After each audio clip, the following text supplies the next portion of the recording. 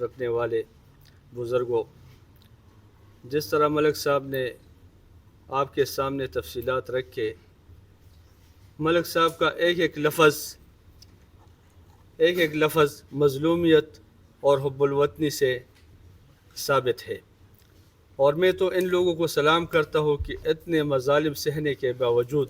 اتنے جنازے اٹھانے کے باوجود ان کی حب الوطنی کو میں سلام کرتا ہوں۔ اور یہاں پر یہ جو کہا گیا اور آپ حضرات کے علم میں ہے کہ اس وقت جو یہ گاؤں کا نام اس نے بتایا کہ وہاں پر چاروں اطراف سے حملے ہو رہے ہیں۔ ایک طرف تو یہ ہے کہ اہل سنت والجماعت یعنی مسلمانوں کے مقدسات کی توہین کی گئی، اور وہ توہین ایسے انداز میں کی گئی کہ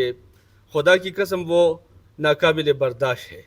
کوئی مسلمان اگر ذرا بر بھی ایمان ہو اس میں وہ یہ کبھی برداشت نہیں کر سکتے ہیں۔ گستاخی بھی وہ کرے اور حملے بھی اہل سنت والجماعت کے مسلمانوں پر کرے، اور پھر بھی میں اہل سنت والجماعت قرم کے رہنماؤں کے جذبے کو سلام کرتا ہوں کہ پھر بھی وہ حب الوطنی سے انکار نہیں کرتے، بلکہ اداروں کو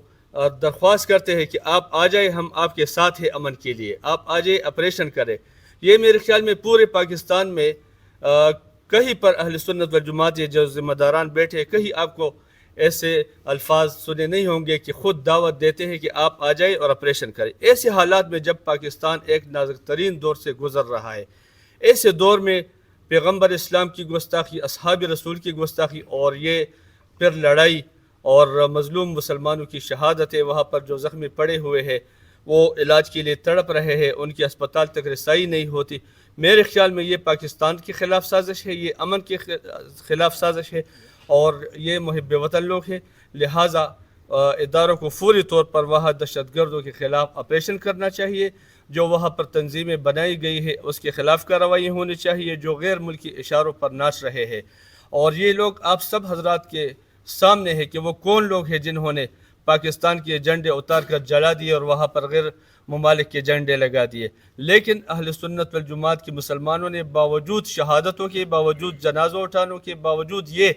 کہ ان کے کئی گاؤں کو صفحہ ہستی سے مٹا دیے گئے، ان کے ہزاروں لوگ شہید ہوئے، لیکن پھر بھی انہوں نے صبر کا دامن ہاتھ سے نہیں چھوڑا۔ تو میں اس موقع پر اداروں سے یہی اپیل کرنا چاہوں گا کہ آپ ان حضرات نے جو مطالبات کیے ان پر فوری طور پر عمل درآمد کیا جائے، اور قومی ایجنسی کو دہشت گردوں سے پاک کیا جائے، وہاں آپریشن کر کے وہاں جو ملک دشمن عناصر ہے جو پاکستان کے خلاف بھی پروپیگنڈے کر رہے ہیں، اسلام کے خلاف، ان کے خلاف کارروائی ہونی چاہیے۔ میں اس موقع پر اپنی جماعت کی طرف سے اہل سنت والجماعت قرم کے تمام ذمہ داران سے یہی عرض کرنا چاہوں گا کہ انشاءاللہ ہماری جماعت، ہماری پارٹی آپ کے ساتھ شانہ بشانہ کڑی ہے، اور انشاءاللہ کسی بھی قسم قربانی سے دریغ نہیں کریں گے۔